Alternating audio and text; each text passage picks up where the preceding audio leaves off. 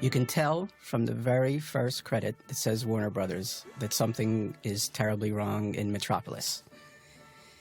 Everyone associated with Superman 4 knew that the budget had been cut by Cannon, which was an independent film company, went into business with Warner's to produce this movie, which was really a comeback for Superman.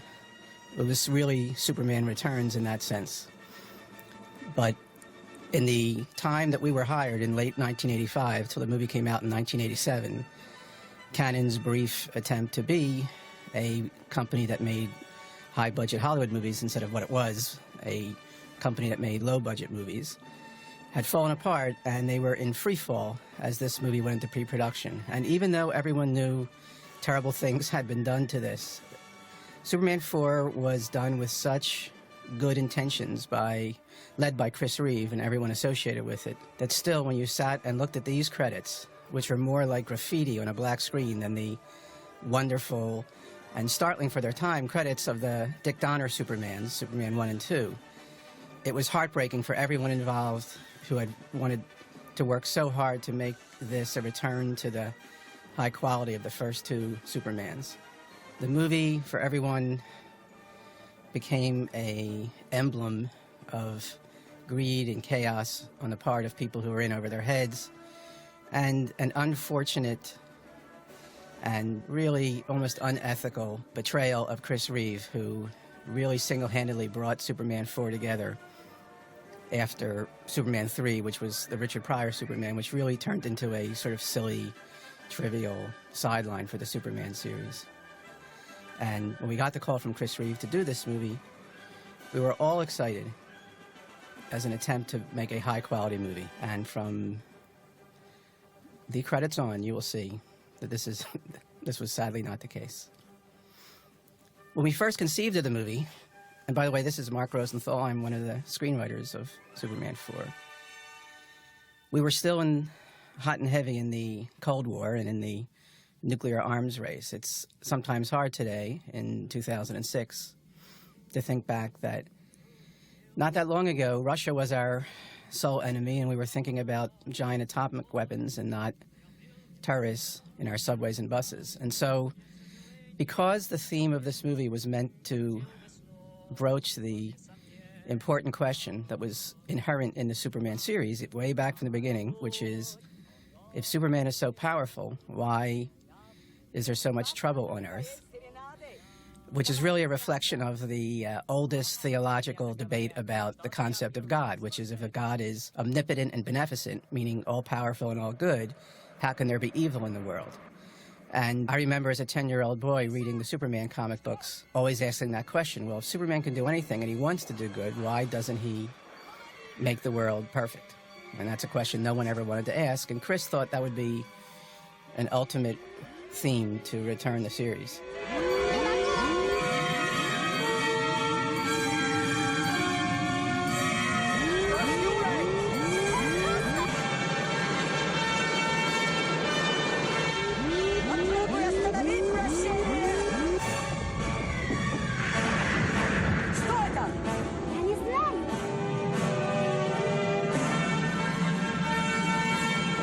One of the things you can begin to do as you watch this film is that by cutting the budget in pre-production, Cannon lost all of the great technicians and special effects people who had done the first two Supermans.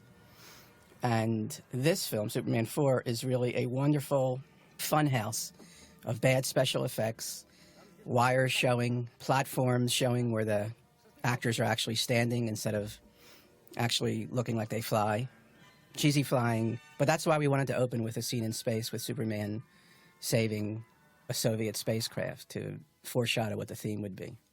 We also knew that we wanted to go back to Smallville. One of the most wonderful things that Dick Donner did in the Superman 1 was to capture the very agrarian myth of America through the Superman backstory of his parents in Smallville.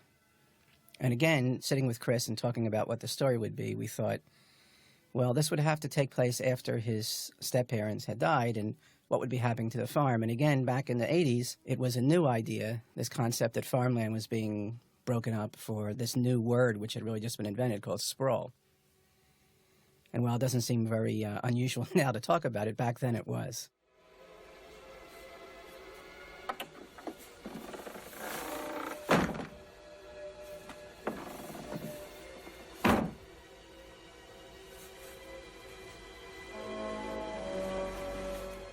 Here, as Chris opens up to find the craft that brought him as a child to Earth, you can see that even the way the green light flows, it just doesn't have any of that special magic. Planet known as Earth.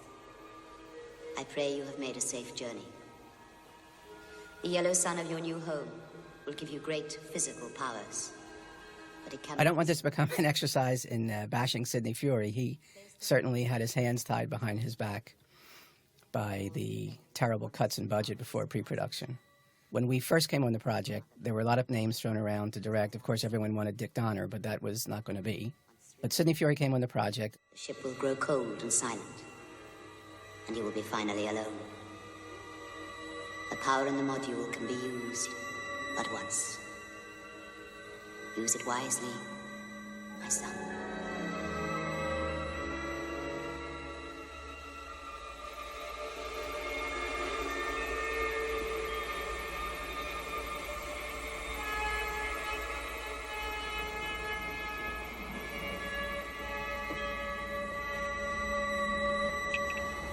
The glowing green orb there, put in the pocket. Again, you could almost count the effects falling in budget as it happens. Clark, you out here? Clark Kent? Hi, Mr. Hornsby. Over here. Ah, there you are. How are you, sir? Oh, I'm fine. But we think this is a nice moment that caught so much what Chris did so well, which is to really capture the everyman Midwest quality of Clark Kent. Well, I'm sorry, Mr. Hornsby. I don't want to sell this place to a big developer. Now, anybody who buys it has to want a real farm. I don't think we need another shopping center. Now, darn it, Clark, why are you so stubborn? Today, nobody wants a farm. Now, you blink your eye and they'll all be gone. That's progress. Which was very prophetic because we blinked our eyes and they are all going. Oh, what a joker old Jonathan Kent was. You know, I asked him what happened to the baby's crib. And he said, oh, little Clark. As you hear the score by John Williams, we think that was one of the successes of the films. It's quite lovely in these Smallville scenes. And of course, what Chris did better, I think, than anyone was to play the clumsy Clark Kent. And we wanted to put in the very opening reel of the movie, a little moment where we can show again Chris making fun of himself and the audience enjoying the fact that they know he's Superman, and he seems to be clumsy and awkward. Ah, you never could hit a curveball. Mr. Hornsby, that's my final decision, though, about the place. I'm going to hold out for a real farmer. You are. And you're just as obstinate as your father was, too. Well, I'm sorry about that, sir, but that's just the way it is. Well, you be careful when you get back to Metropolis, Clark. It's a long, long way from where you were born. Yes, sir. I never forget that, sir. Bye. And of course, the scene had to be buttoned with Superman showing what he could really do. Now, one of the other things that happened in this film, and it's almost hard to believe, it's hard to say, is that a film that was cut at 134 minutes was released as 89 minutes. And though I'm a writer, not a mathematician, I believe that's a 45-minute cut, which is incomprehensible. And incomprehensible is the key word, because that's what the film became, incomprehensible. One of the many scenes, and I will try and talk about them, and many, many scenes that were cut was Clark visiting the graves of the Kents, which was a really lovely moment. One of the things that Superman 4 had to do, we were told by Warner Brothers and by Chris, is convince the original cast to come back, because they were very upset with Superman 3. And of course, that cast begins with Gene Hackman. Gene Hackman, who is always wonderful in every film he's done, one of our great actors, is always able to add a comic tone to his dramatic roles and put a kind of edge to his comic roles. And he's a wonderful Lex Luthor.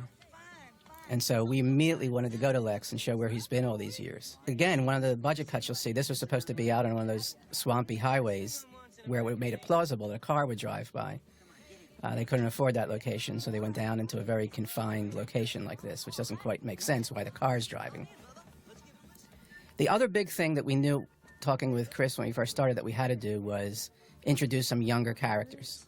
And here is John Cryer as Lenny, Lex Luthor's nephew, which we like to think motivated both Seth Green, who plays the nephew of Dr. Evil in the Austin Powers series. They're pretty similar in tone, and they play the same comic foil. And John Cryer, who's gone on to great success and obviously is in 2.5 Men, the hit TV series, played this a little campy, for a lot of fun.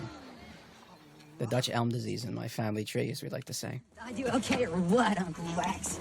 Lenny, I've always considered you the Dutch elm disease in my family tree. But this time, nephew, you did fine. You gonna skip the country, Uncle Wax?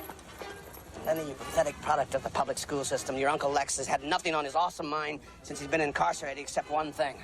Destroy Superman! Once Gene Hackman came back, the rest of the cast began to fall in place. Margot Kidder as Lois and Jackie Cooper as Perry White being most important. And of course, the question of what the relationship between Margot and Clark was going to be in Superman came up. But again, we all felt that there had to be another younger female lead here, just to try and both broaden the audience base and to add a new flavor, new dynamic. And we will see that in a moment. This subway scene, which is cut way down, I believe was shot in the Montreal subway system. It might have been shot in England. I don't quite remember, but was meant to show Clark turning into Superman, chasing through the tunnel with all kinds of turns and just missing it and misses with other trains. And it's become simplified and dumbed down a lot. Again, these were production costs that came in. Dick Donner's first 2 movies, he imagined Superman as a great epic romance in the classic sense of the word. Not meaning just a love story, but something which caught the emotion of American culture. And this sequence, again, foretold that the action sequences were going to be sort of just rushed through. The idea being just get them in the can, rather than plan them out with a great second unit and great effects.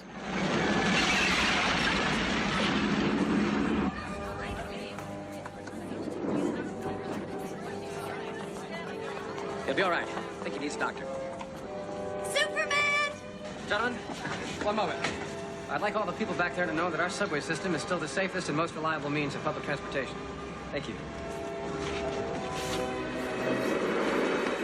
Thanks.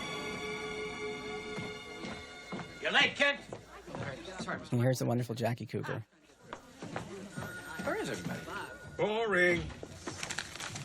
Tedious. At the time, there was a lot of talk about newspapers being in trouble, which became prophetic because newspapers in America are disappearing and are in trouble. No one knew it was going to be from the internet. We thought it was just going to be from economics. There's Mark McClure as Jimmy Olsen. The fact is, Mr. White, that I only read the ledger. A ledger which... But here's our new introduction. We decided that the new owner of the Daily Planet would have a daughter, Lacey. And the name of the game is making money. And that's Mariel Hemingway. Mariel became known to the American public as Woody Allen's co-star in Manhattan, and her sister Margot had also been a very well-known actress. Helping me? Helping me what? What I have here are some mock copies of our new layout. It's super, don't you think? The suit's not right here, but obviously we can change that. Excuse me, Mr. Warfield, but the world isn't really on the brink. Isn't that headline irresponsible? Maybe, but it'll sell a hell of a lot of newspapers. There's Sam Wanamaker, who is a very famous American stage actor, one of our classic stage actors. Mr. White, may I point out that Daddy holds all of your contracts, which you will have to honor. And again, we like to think we were prophetic, that Lacey here foreshadowed the kind of New York rich girl. There's not much going on other than being famous and being in the nightlife. But Mariel's a very gifted comedian, and again, we thought that the cast did a wonderful job in the film. It's just that the film sort of let them down. The rest of you get back to work. I don't think we're being treated fairly. I'm going to speak to Miss Warfield. Me too. Excuse me, Miss Warfield. I think I speak for all of us when I say that we'll do our best to cooperate. Thank you.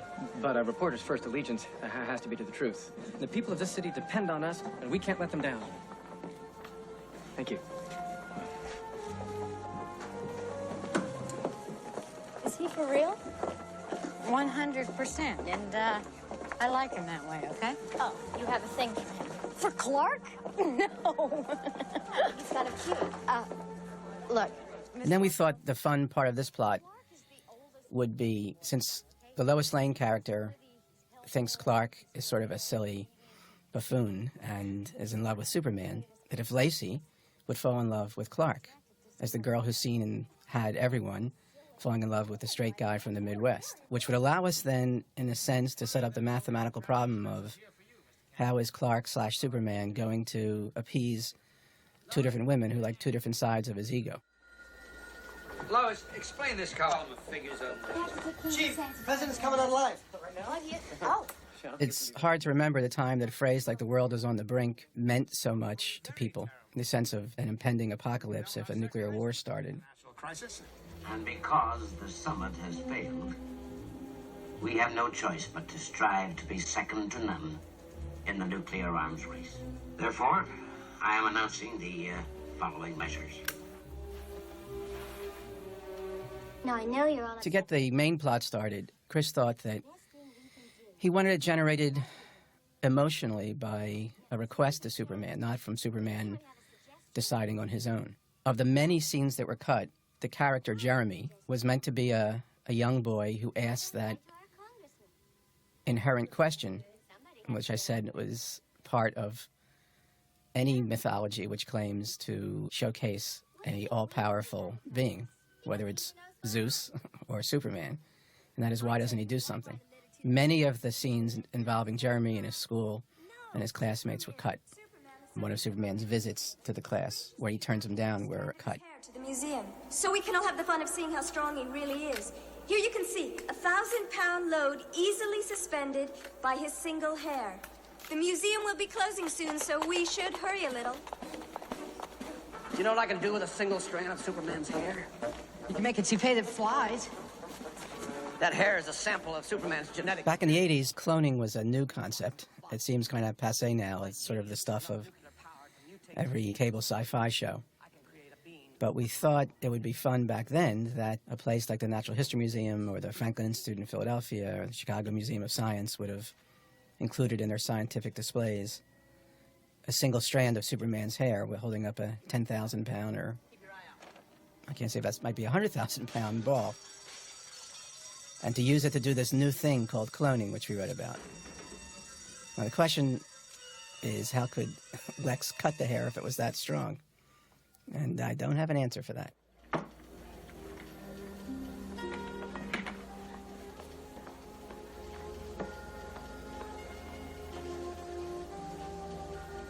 Mariel, who's also quite tall, played nicely against Chris, who I believe was about 6'4". I could be wrong. I've come up with what I think is a brilliant idea. Oh, really? Well, Daddy thinks it's brilliant. Anyway, I want you to write this new series called Metropolis After Hours. Let me show you. For me? Chris had a little bit of Cary Grant in him and always played these romantic comedy moments with a great deal of sort of awkwardness that gives you pleasure because you realize that Superman is there. So we wanted to make Lacey quite aggressive sexually. But again, if you look at the scene, you kind of wish there was a little more feel for how romantic comedy is played by what you don't do more than what you do. Her trying to climb on his lap or flashing her legs is never quite as sensual as the way if you watch someone in older films play it. The tension comes from the space between them. Tonight. Yeah, it's a date. A date? A date? Well, it's just business, actually. I've got a letter here for Superman, care of me. I don't understand. Superman gets mail here? Oh, it was probably just a picture request I could look after for you, Lois. Clark, I think it's more than just a fan letter. I think you should read it. Dear Superman, forgive me for writing to you, but my teacher was speaking about the president's speech on the arms race. We're all very unhappy about it. And I said we should get Superman to rid the world of nuclear arms because only he could do it.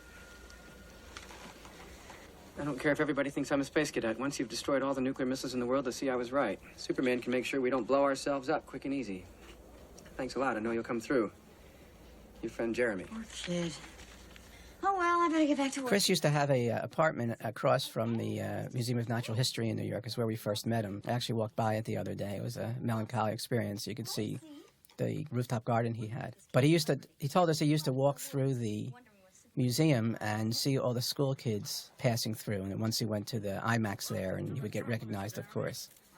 But he was just really incredibly warm, down-to-earth guy. When we walked down Columbus Avenue, he always had time for people. He did not have any of the wall around him that some stars do.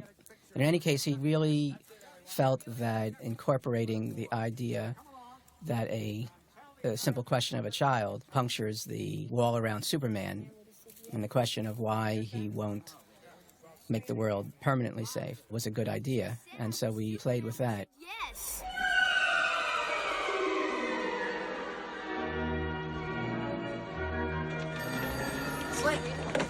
Slade, take a look at this. Hot off the press. Oh, my God. This time he's gone too far. Look, Clark, look at that.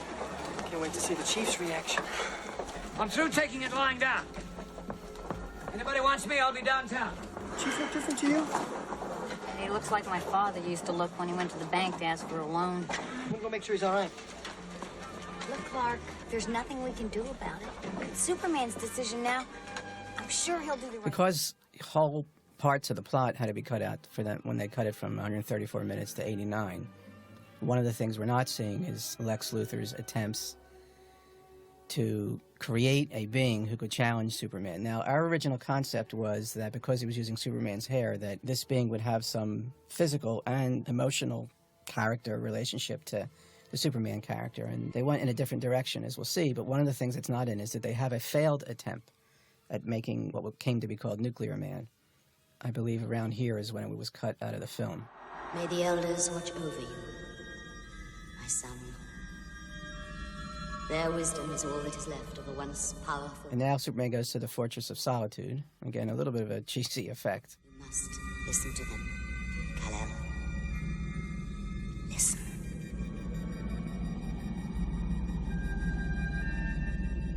I know I'm forbidden to interfere.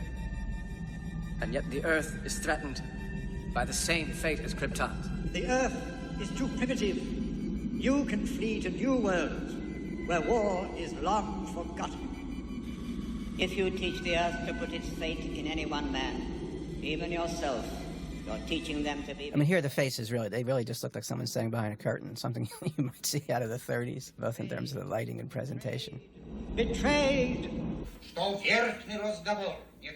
because the summit has failed, we have no choice but to strive to be second to none in the nuclear arms race. To that end, this administration has pursued and will continue to pursue a most vigorous policy. Therefore... Minute. Love? There you are. What happened? What happened? What do you mean, what happened? Oh, nothing.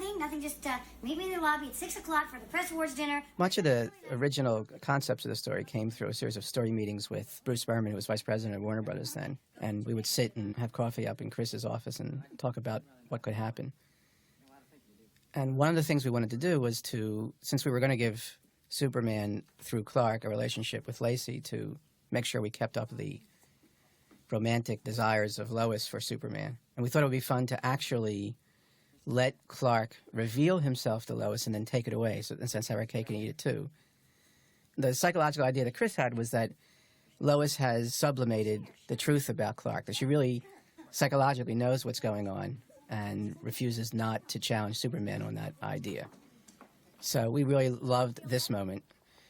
But again, the flying immediately buries the emotion from it. But the idea of Clark just stepping off the balcony and letting Lois drop and then coming back as Superman, we thought should be this incredibly funny but also sort of romantic and sexual moment for Lois.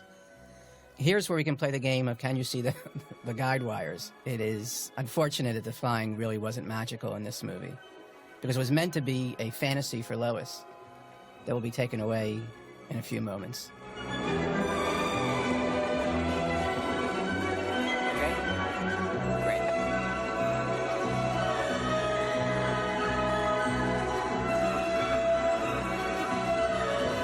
The idea that a lot of the aerial shots were shot on cloudy days and in the fog. That's when a movie sort of has to grab what it can.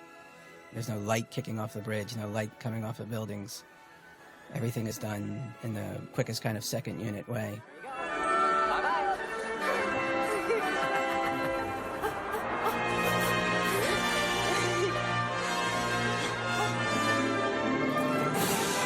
There's a nice sunny shot of Manhattan.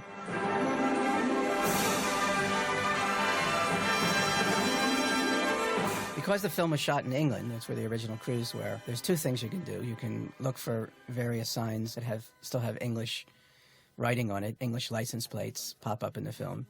And sometimes they forget and put New York on the signs instead of Metropolis, which is another thing to look for. You're the only one I can talk to, Lois. See, sometimes I don't know what I'm supposed to do. I'm always here for you, you know that.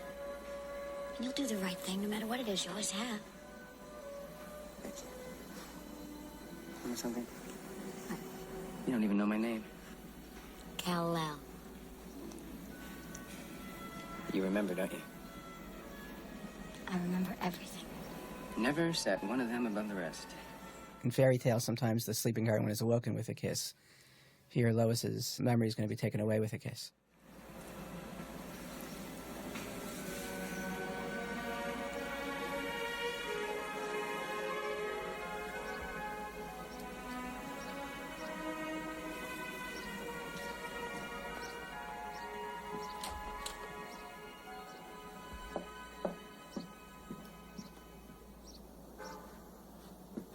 Lois? Lois, it's time to go. We'll be late. Huh? What am I doing out here freezing my butt off? Oh, you wanted some fresh air. Oh, no, that's okay. I don't want to catch a cold. Here you go. Should we go? Kind of weird. I feel like a jet lag or something like that. Jeepers. Does it go crazy? Good. How about you? Are you still down? Nope. Things are pretty clear, really. Before we could make the film, before Superman 4 could actually even go to script, we had to go see DC Comics, and the president of it at the time was Jeanette Kahn. We went up to the DC executive lunchroom with Chris and Bruce Berman to meet with her, and they were all worried about what had happened with Superman 3, and they were very protective of the series. When we explained what we wanted to do, they were very enthusiastic about the idea that Chris wanted to bring about confronting this topic, because even their own writers, after a time, I think it's only normal when you continue a mythology, at some point you want to deconstruct the mythology. Okay. Jimmy, come on.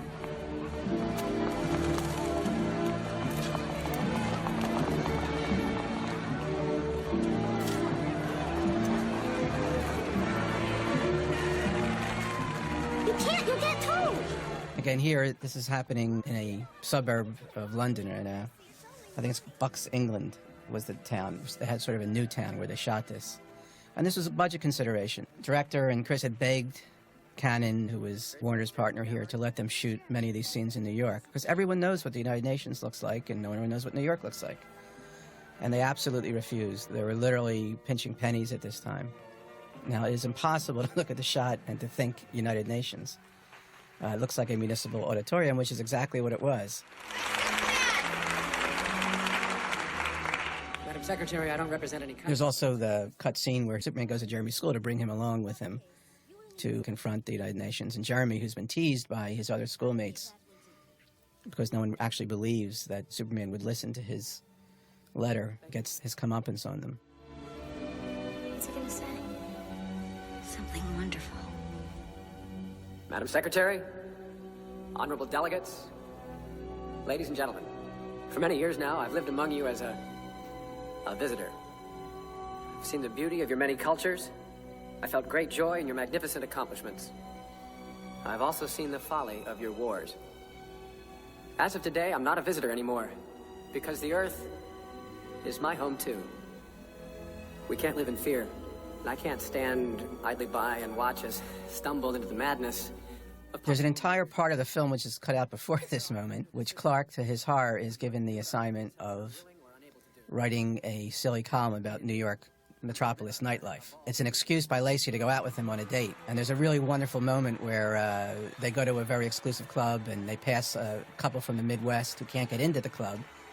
And Clark, of course, immediately identifies with them and sneaks back out and pretends to buy a hot dog from a cart, and literally with his breath blows. And the next thing they know, they've been swept onto the middle of the dance floor. It's a funny moment. It was actually shot pretty well. It is not in the film. And there they encounter Lex Luthor's first failed attempt at creating this being that could be equally powerful to Superman. So much of the character setup has already disappeared in the film by the time we get to the spot where Superman is now disarming the Earth.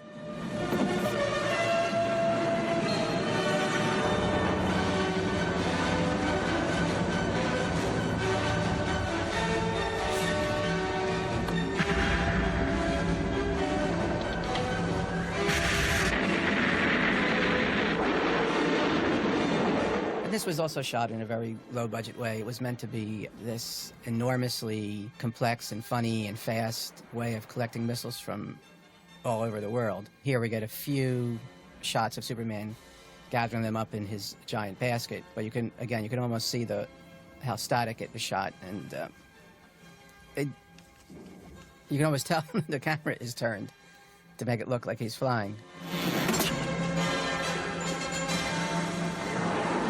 One of the key things to doing flying or to do someone in the air is not to see the color or light differentiation between their body and the background, which you see almost every time you see Superman in the air. It looks like he's faded away.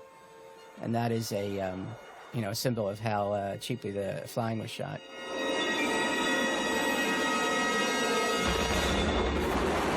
And again, you imagine Superman swirling hundreds of missiles into the sun could have been a great effect.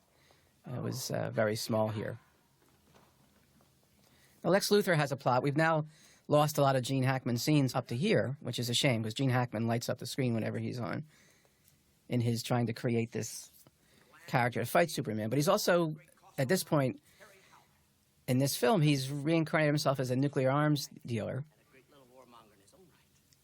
And his plan is once Superman has disarmed the world. And by the way, you can see Jim Broadbent standing there, who's going on to become quite a well-known film actor, looking topsy-turvy. General Romoff, a lot of people think of you as the Mad Russian. His plan now is, of course, that he's going to rearm the world secretly and make a fortune. But a lot of this plot now will begin to crumble and disappear. There are scenes where he goes to sell to the Russians, and he tells them, of course, world peace is a capitalist plot. And then there's a scene where he goes to the United States Senate and he tells them that world peace is a communist plot, which was actually a line that was used in the United States Senate by right-wingers over time. And because the plot is cut out, it's very hard to understand what is going on in the film or why anything is motivated. A lot of the wonderful comedy of Gene's performance is lost there. Exactly. You know what the sun is? It's nothing more than a huge nuclear bomb. A bomb with so much radiation in it, it could incinerate the average man like... Yes, but Superman is no average man. Ah, right. What is your plan? Boys, old Lex here is kind of a secret recipe. A genetic stew in this dish, if you will. If you'll help me put this on one of your missiles. When we first started talking about the film, one of the things that we had a great deal of discussion about was, what is this clone creation of Superman going to look like? And this is something that in most movies is given to a production design staff to come up with ideas. What they ended up with was a guy named Mark Pillow, who sort of looks like a character you'd find in an American disco at the time. But we really believe once that was done, that is, once they cast a guy with teased hair, rather than conceiving of the being as an effect, which would have been expensive, because then it meant that every time you saw him in frame, you would have had to have done a visual effect, because he was not just played by an actor. Any tension or any danger or any fear in the movie was doomed. It's just hard to have a guy with teased blonde hair and a funny suit and cape look like a threat to Superman. With this protoplasm that I've grown from Superman's hair cells, we'll duplicate creation itself. Down the fabric. Relax. This ain't gonna cover him. The computer inside will weave enough material to maintain the high moral standard. These scenes here were meant to be an homage to the old Frankenstein scenes. And again, they were conceived, if you look at the set, they were conceived to be done in this incredible laboratory, as only Lex Luthor could come up with it. And because everything was done so downscale, it's really hard to get any fun out of it.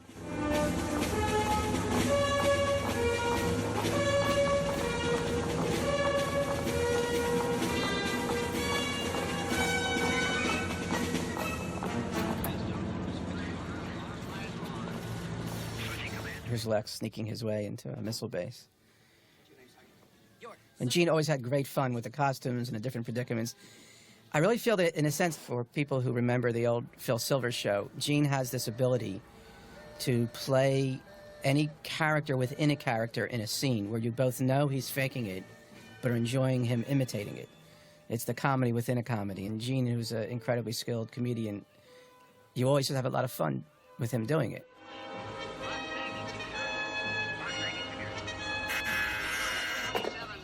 Launch control. Yes, sir. Yes, sir. There's a weather problem. We got a hold. Hold?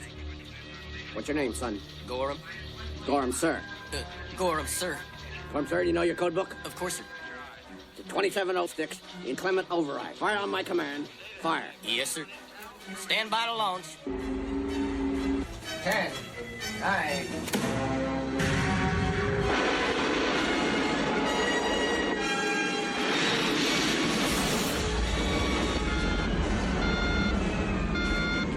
Business. And again, because we lost so much of the plot here, it's not quite clear what Lex Luthor is doing at this point, or even where Superman comes from.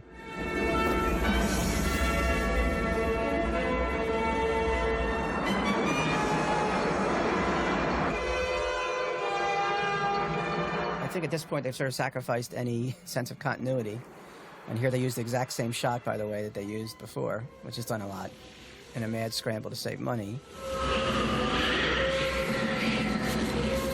But what he's done is he's hidden the nuclear material in the nuclear warhead and thrown it into the sun for the radiation he needed. But look what comes out.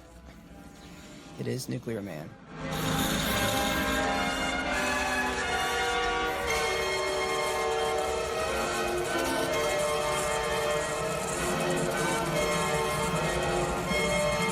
We had wanted Chris to play both roles. We thought that would be the most psychologically interesting and the most fun. Chris had enormous range as an actor.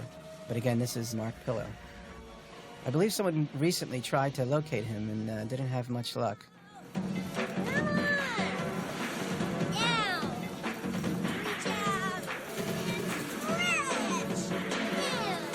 Now here we're back to the plot, which is the romance between Lacey and Clark. Remember, she's trying to win him over, but that pretty much has been cut out of the early part of the film, so you don't see any build-up to this. But any scene like this we immediately saw as a moment to let Clark play the 94-pound weakling and to have someone bully him and for him both to show restraint and then get his comeuppance. Right now, I think the main pleasure of the scene is watching Mariel in tights, which is probably worth the admission to the movie. Okay. Just push down. Whoa! Are you okay? Need some help? You just sit down, all right? I mean, the guy who's cast is okay. You kind of wish he was a little more buff in it. There used to be, for younger people who don't remember, ads in comic books, in the Superman comic books, I remember reading in the back, with Charles Atlas and various muscle guys, hugely muscle guys, showing someone at a beach having sand kicked in their face, then going out and working out and coming back and punching them. And this is a homage to those ads that were in the old Superman comic books that we used to read. Jeez, what a jerk. Never realized it before.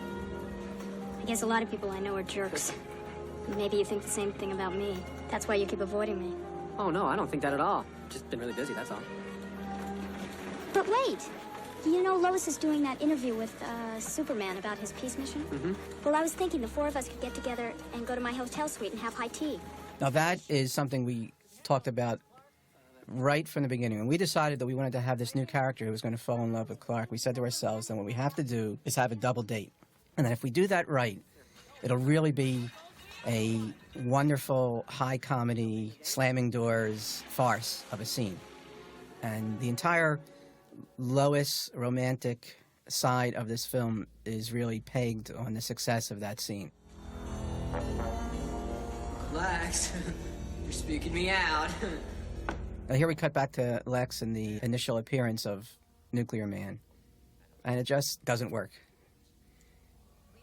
Nor do we get the little game that he's been playing with the woman dressed as Marie Antoinette.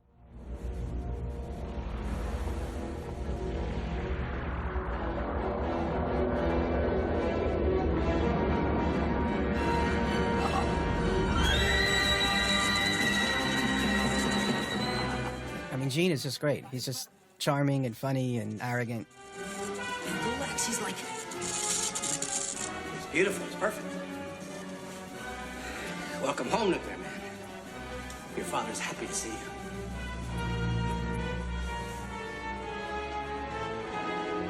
But here, instead, we get someone who looks like he belongs in one of the Steve Reeves Hercules movies. The power of the sun has given him internally generated heat.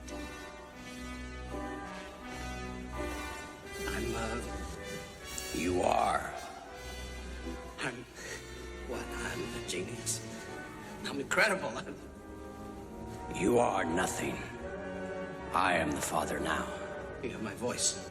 No, you have my voice. Just remember, I made you. Yeah, you're just an experiment, freako. We never intended these kind of rays to be one of the main powers of Nuclear Man. We thought it was a little bit cheesy. Give a line. Anybody's a ringer around here. It's gotta be me. Wow, I'm break dancing. Hey, this rocks. Hey. I made you, I can destroy you. Destroy. One of the questions for Superman always is, especially in the Lex scenes, is how to balance comedy with tension and fear, which was the problem why Superman 3 got off on the wrong track. And here is a case clearly that this creature, while you could have fun with it, needed to be something that was a little bit disturbing and fearful, so that you would genuinely worry about what it was going to do to Superman and or Clark. It's like cold. Of course he is. That's his vulnerability. That's the only way he can be. When they cut out the sequence where his first attempt at creating the monster didn't work, that monster gets a crush on Lacey, which then plays through Nuclear Man in the plot. Because that is all cut out, it's hard for an audience to have understood anything that's going to happen later on between Nuclear Man and Lacey.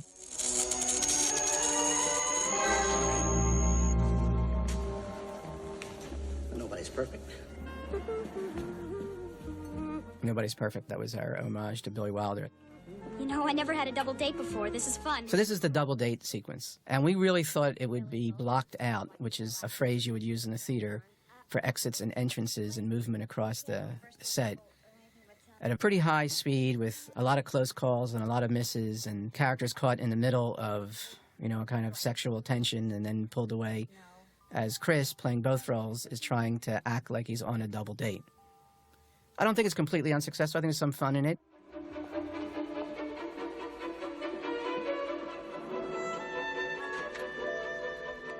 Hi, Lacey. Hi, Clark. Say, could you make a 20? Driver didn't have any change. Yeah, sure. Let me get my purse. Hi, Lois. Hi, Clark. Because Clark's supposed to be from the Midwest and a little bit careful with his money, we could get him out of the scene quickly. So in writing the scene, what we came up with, or what we felt we needed, was a list of excuses for Clark and or Superman to constantly be leaving the room. But they had to be played much quicker and much faster, and they also didn't use a lot of them. Likes you, so notice the dress. My American Express card. Dress. Oh, hey, neat dress. Well, thanks. Be right back. We also thought that it would be great to have Lois coaching Clark how to woo Lacey, to get the irony there of her not realizing he's Superman, and so she's encouraging him to have a romance with someone who's really a rival for her, unintended. Hello, Superman. How are you? I'm fine. Oh, Superman, this is Lacey Warfield. She's the boss's daughter. How do you do? It's a very attractive outfit you're wearing. I think... And of course, because she's told Clark to say that, Superman knows to say that. Oh, right, yeah. Yeah, I'll go get Clark. It's really a mathematical construction writing scenes like this, because you have to constantly be adding up different versions of what adds up to 4 and then subtracting from it. Cooking us some scallops and some duck in this wonderful mushroom sauce with champagne, and in case we got hungry afterwards. I mean, later. You shouldn't have gone to all that trouble. I mean, some of the things there, like in that little moment, you notice there was no reverse close-up on Superman, you know, eye to eye. There's just a way within these scenes that, if you go back to, again, Cary Grant movies, you capture and sell those moments by making them more intimate. Any trouble confiscating the missiles? You know, Lois, there always was the possibility that some warped individuals would take advantage of the world's goodwill, but... But certainly Margot was doing the most with it that she can. It was a great coup to get her back into the cast. My dinner! My dinner! I'll be right back. Right back.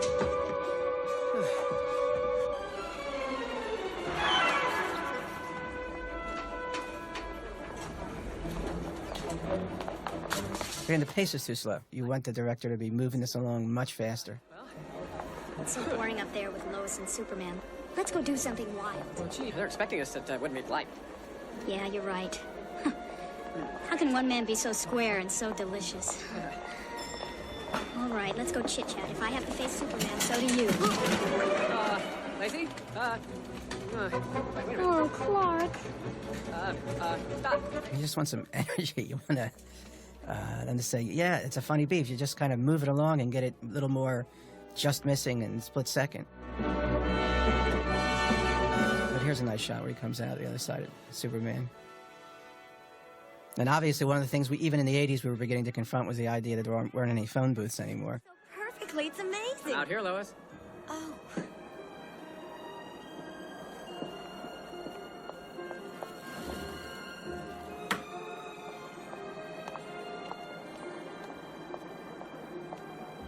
Isn't it beautiful? The city's beautiful. The whole world is beautiful. I've always felt that moments like this should be shared with someone someone you care a lot about. Isn't that the doorbell? Yes.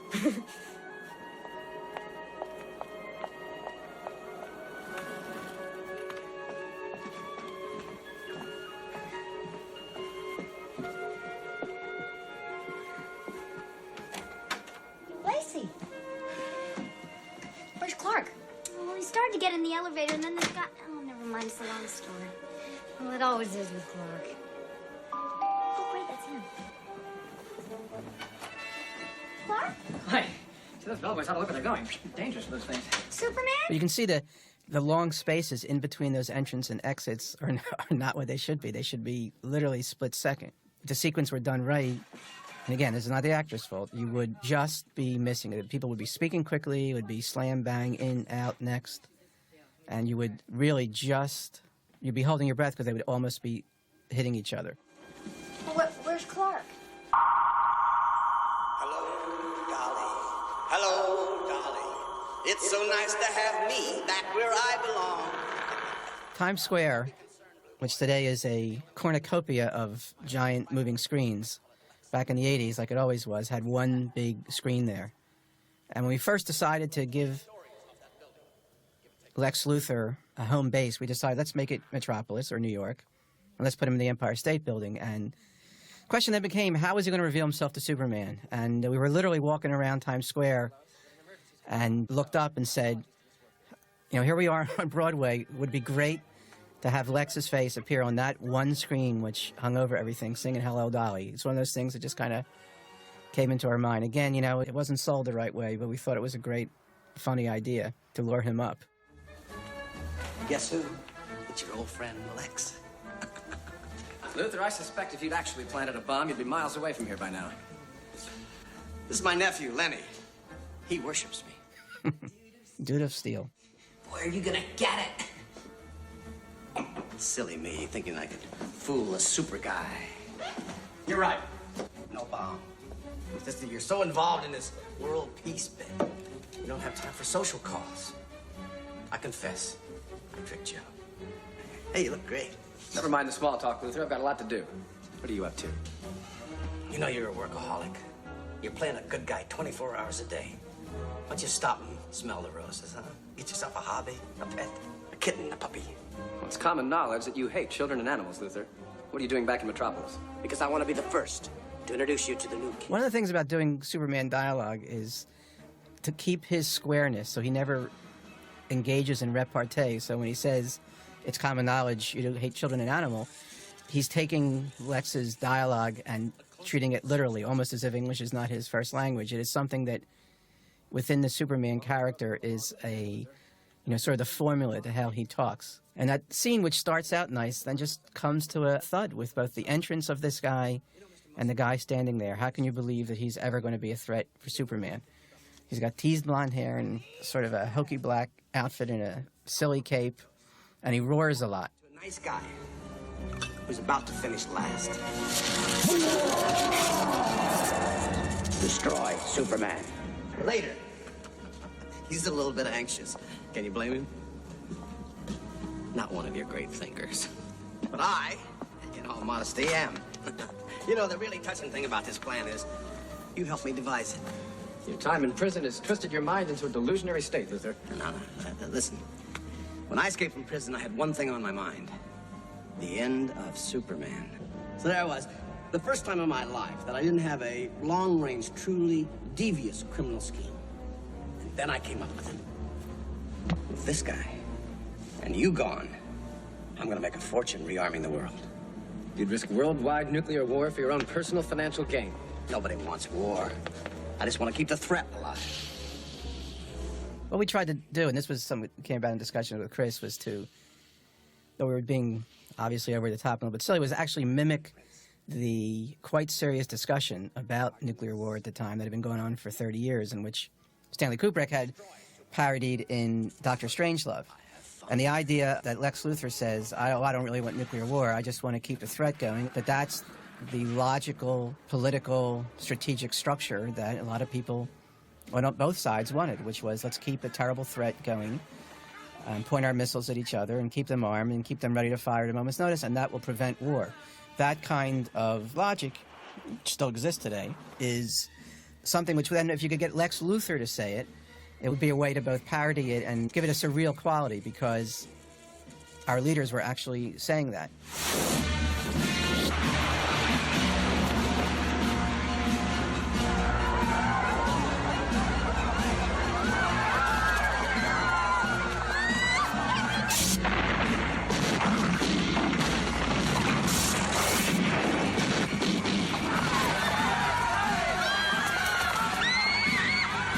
From here on in the movie, there's a lot of quote-unquote action. It's hard to take at times. One of the scenes which is cut out is Nuclear Man goes back to Smallville and creates a tornado, which is right out of Wizard of Oz, and starts to destroy it, and a young kid like Dorothy almost gets sucked up into it as her parents hide in a storm shelter, and Superman has to rescue her. But this affront to his background and to who he's from gets Superman angry.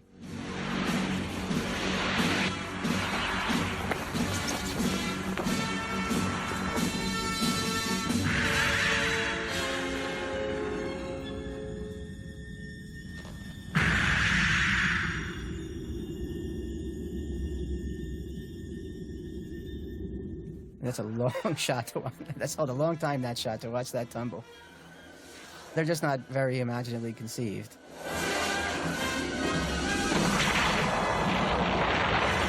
It's a volcano going off, caused by him.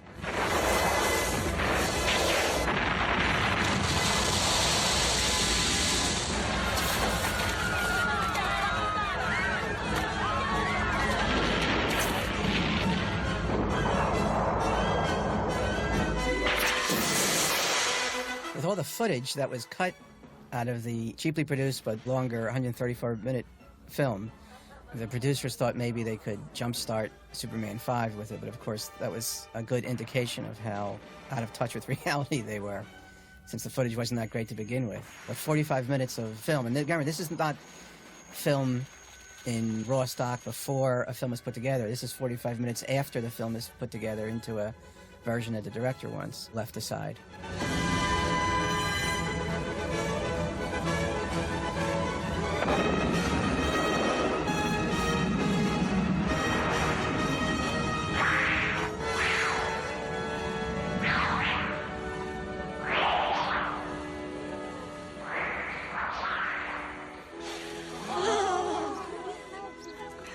È un gran miracolo.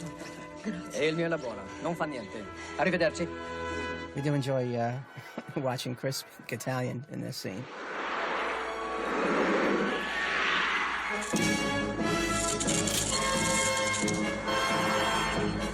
Little did Nuclear Man know he had bling-bling nails, way before there was bling-bling.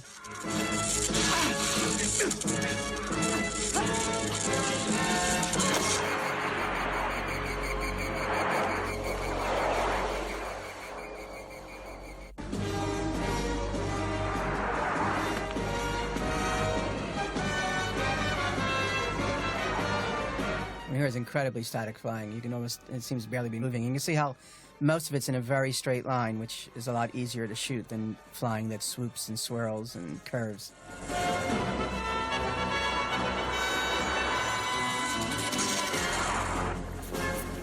It's very hard to write any kind of special effects movie around New York and not want the Statue of Liberty in it. It's a great temptation.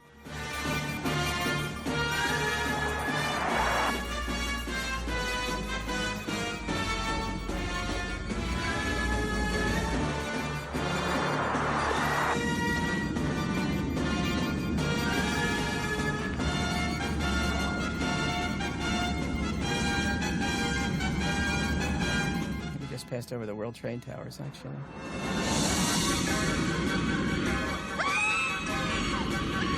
It's interesting in the post-9/11 world.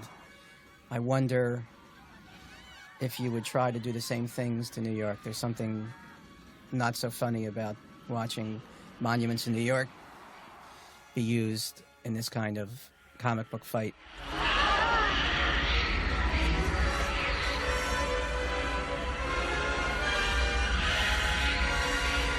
That was the other thing about Chris. Chris really wanted the New York to be showcased in this film. He, of course, lived here in New York and really saw himself, in a lot of ways, though he was a movie star, as a working New York stage actor. He really enjoyed theater, had a home up in Williamstown where he acted, but he saw himself as part of the acting community in New York and was very generous and open to other actors as well.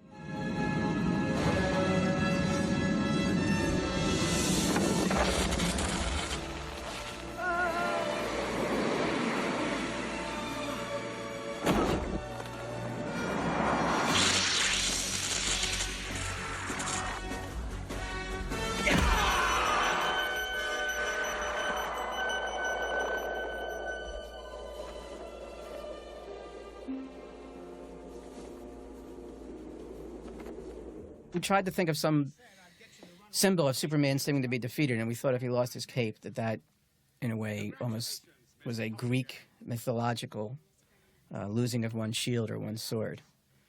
And when they see the cape, it's a concrete reality to them that Superman was defeated. We bought it cheap. Okay. This time you have both gone too far. You can print your stupid rag without Lois' name. And for Lois, the sight of the cape has to be heartbreaking. Let her go, darling. I mean, she's useless. And while you're at it, fire that Clark Kent. He hasn't been around. He hasn't even telephoned. No, I'm worried about him. Oh, kitten. Didn't we have our little talk about personal involvement with the help? Now that you're the publisher... Daddy? Yes, darling. Stuff it. Lois, I'm sorry. I promise you I had nothing to do with that.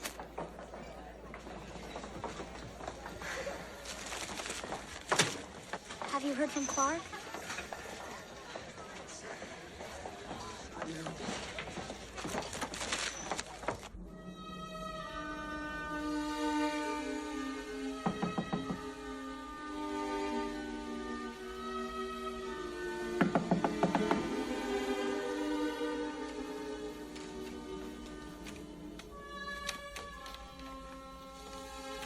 One of the things that's not set up here because of another scene that was cut out is because of Nuclear Man's genetic generation from Superman that he gets sick from fighting him. Over the years, people have written to me and said that was this a comment about AIDS, and it was not, and nor was it on anyone's mind when this was written, really.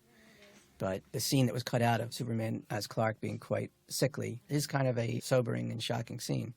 But here, Lois comes in again to tender to him. Every Superman story, we felt, has to have the moment where a clue about Superman makes her think maybe that Clark is him. Because if Superman disappears and Clark goes away, then it's too obvious that they're the same person. So here we had to allow her to come to see Clark being ill. And with her having that suspicion in her mind and try and use Clark to get a message to Superman, and you have to feel that she's playing it in a way that she's wondering if she's talking to Superman right there. And I never expected anything in return. And no matter how few minutes I saw him for, it always made me happy. And I would tell him that I love him. And that I'll always love him. And that whatever happens to the world, I know that There's been a whole body of writing on this question of Lois's love for Superman. And obviously this goes back to her original conception in the comic book. One of the things when you write a romance is to try and find an obstacle between the characters. That's what romance is. Romance is the acting out of the obstacle, either the defeat or the successful overcoming of the obstacle between two lovers. Being in love with the most powerful being on the planet is a great obstacle for a girl. It has all this psychological depth to it, the daughter to the father, but this idea that Lois is in love with Superman is an endlessly rich idea. In the most recent incarnations from Smallville on, the audience seems to have lost patience with that obstacle. It's a permanent obstacle. It's unrequited love. It is a love which, cannot be completed because then Superman would have to give up who he is. And writers now have, actually for the past years, been playing with that and twisting it around. It is something which creates an inherent tension whenever they're on the screen together. Part of the problem with this is that losing the inherent obstacle as a core part of the story, you lose some of the pleasure in it, which is why we tried to build up Nuclear Man's relationship to Lacey. The choices that Superman has to make should always have this romantic consequence as well.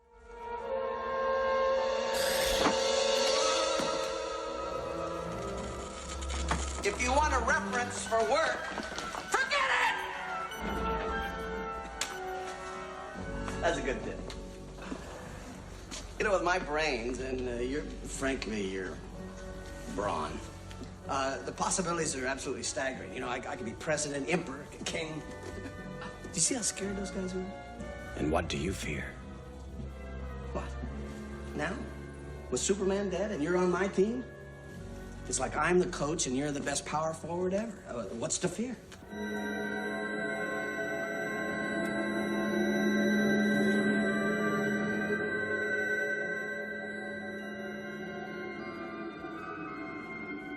All that remains of Krypton's energy is yours. Now here's the scene where it was very hard later on not to make it sound like we were doing some metaphor about AIDS. If our dying planet can save your life, my son, we have not died in vain.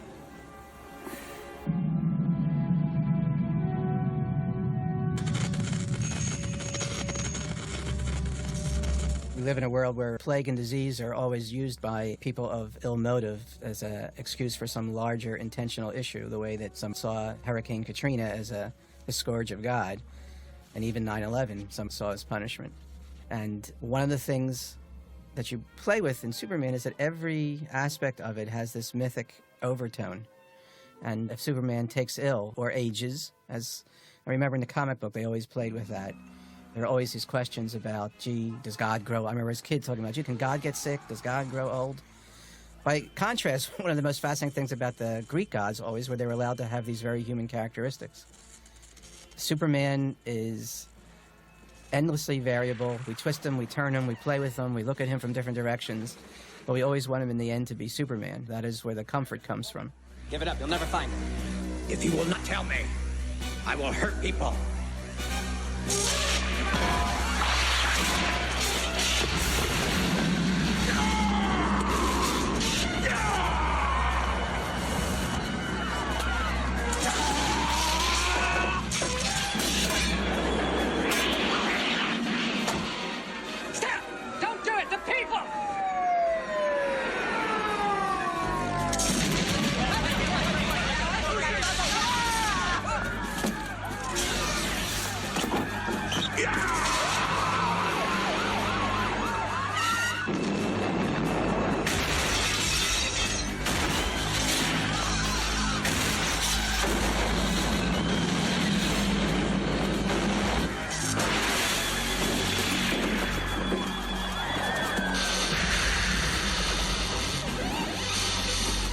these action sequences, these fights here with the rays coming out of his eyes and out of his hands, and a bunch of cars exploding one by one, they just don't have any dynamic thrust, and they're done. If you can see, you have 3 men being raised in the air by a wire and then lowered again. It's not the most exciting way to do the action. All right, stop! Stop! That's enough! That's enough. You win. I'll take you to her.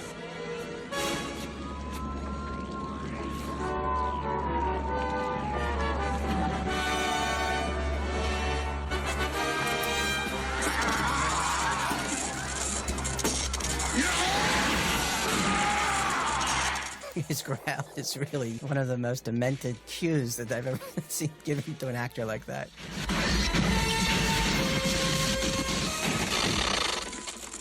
Where is she? Far away from here and safe. Don't go in there. She's not in there.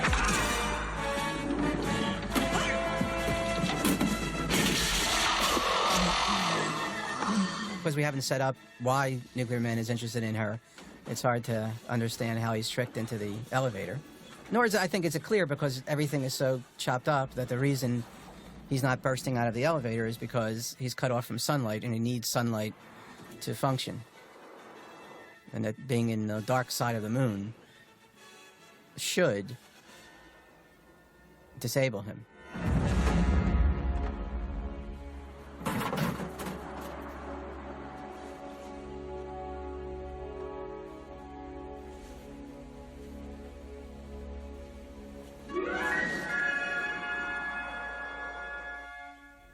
Oh, but here comes the sun.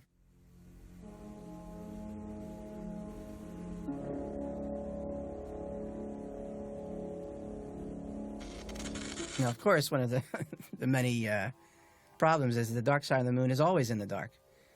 And the moon's 2 faces, light and dark, stay that way permanently because of its rotation.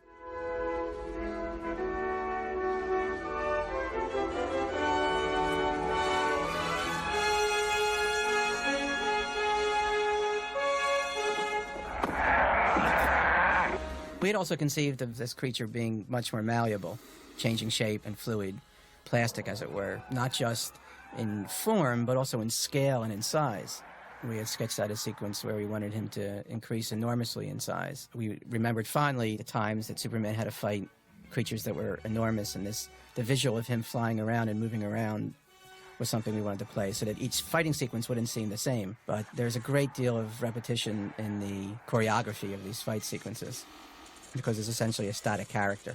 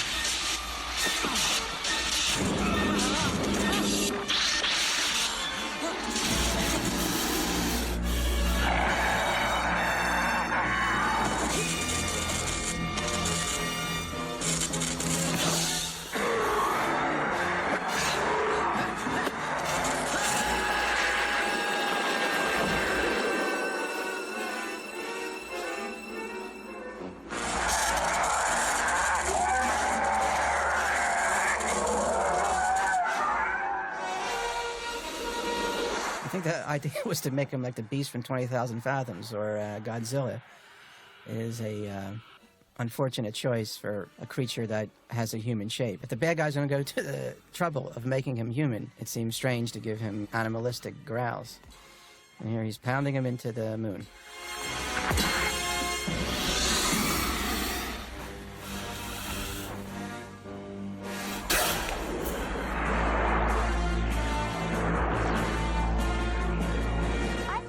We had conceived the last part of the movie and originally the script in a very different way. We wanted, because we had had a more building block plot, what had happened was Lex Luthor had created a scare of a nuclear launch. He had made a fortune, he had created a scare of a nuclear launch, and there was a panic in New York City, and everyone in New York City left. So there was shots of, people in cars and trains just getting out of the city because Lex Luthor had convinced them that a nuclear missile was on the way. which was not the truth.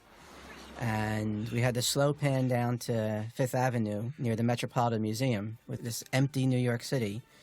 And Lex comes around the corner with a supermarket cart that's filled with all the old masters from the Met. And he was just going on a Fifth Avenue and Madison Avenue shopping spree now that he had emptied the city. And the sequence went on from there, and we thought we'd have a lot of fun with that. The idea of essentially one-man looting of Manhattan, we thought would be a fun sequence for Gene to play. It is unfortunate to have such a long sequence that doesn't include Lex when Lex is in the movie, since there's just no bad guy like Lex. Or at least as Gene plays him. And he's been off the screen for a long time now, even though it's such a short movie. And it was just an unfortunate choice.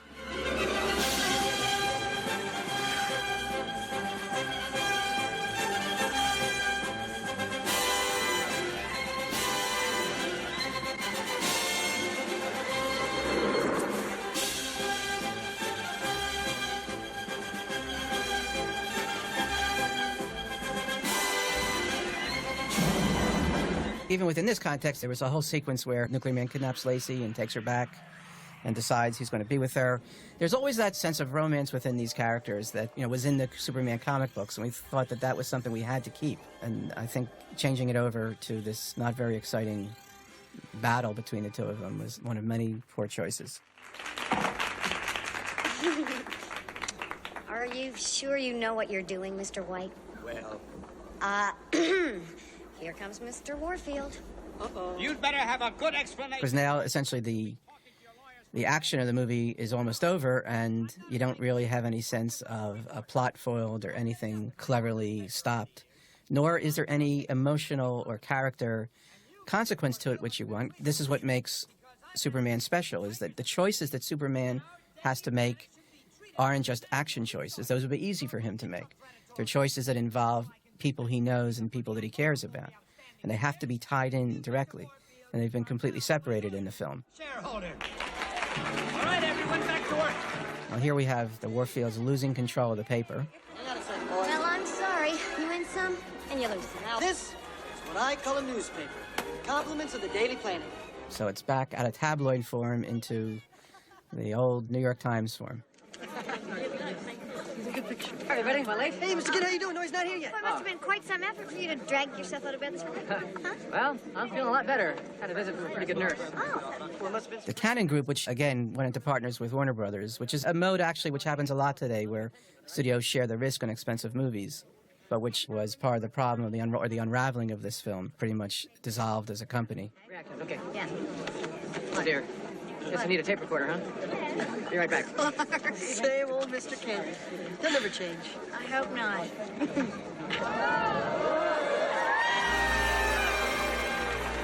Again, here, not a particularly great entrance to what's supposed to be his speech to the world. Good to see you again. Good to see you, too. Morning, gentlemen. Excuse me. Thank you. Well, once more, we survived the threat of war and found a fragile peace. I thought I could give you all the gift of the freedom from war, but I was wrong. It's not mine to give. We're still a young planet. There are galaxies out there, other civilizations for us to meet, to learn from. What a brilliant future. We wanted to echo Michael Rennie's speech in The Day the Earth Stood Still. And we also echoed President Dwight Eisenhower, who said there will be peace when the people of the world want it so much that their leaders will have no choice but to give it to them. The Earth the way that I see it. Because when you really look at it, it's just one world. Think you'll find her? When you look down at the Earth, you just see one world, was an homage to the ongoing reaction of American astronauts to seeing the Earth as a blue globe in space. As a sidebar, it'd be interesting to track. Almost every American astronaut who's gone up has had this reaction. I would think that most of these guys are pretty conservative guys, being military guys, but the reaction of seeing the Earth as this blue ball surrounded by clouds with no borders on it when you look at it from the space seems to have touched all of them, and we thought Superman sees that all the time, and that's what he wants to communicate to people. You can help him? Every boy can be helped, Superman. I think you're right. Good luck, son. We thought this would be a funny payoff here for John Cryer to go to Boys Town. Mozart's back! The idea of the inmates whistling Mozart back to Lex Luthor, we thought would be fun. Shut right, Marshall, take him away. Thank you kindly, Superman. Come on, Luthor. Just one thing. How did you beat him? High school physics. That Luthor is a homage to Ned Beatty, who was in the first two movies. They always called Gene Hackman's character Mr. Luthor. Gonna be vaporized? No, Luther. It's as it always was, on the brink, with good fighting evil. See you in 20. Why he's only getting 20 years, we don't know. But that's what they said. And this is the sad saga of Superman 4. It would be hard to overemphasize the great intentions of the people who gathered together to try and restart the series. But even though it went into eclipse for a while, and of course the heartbreak of watching Chris have his accident and then die, the series will continue with Warner Brothers.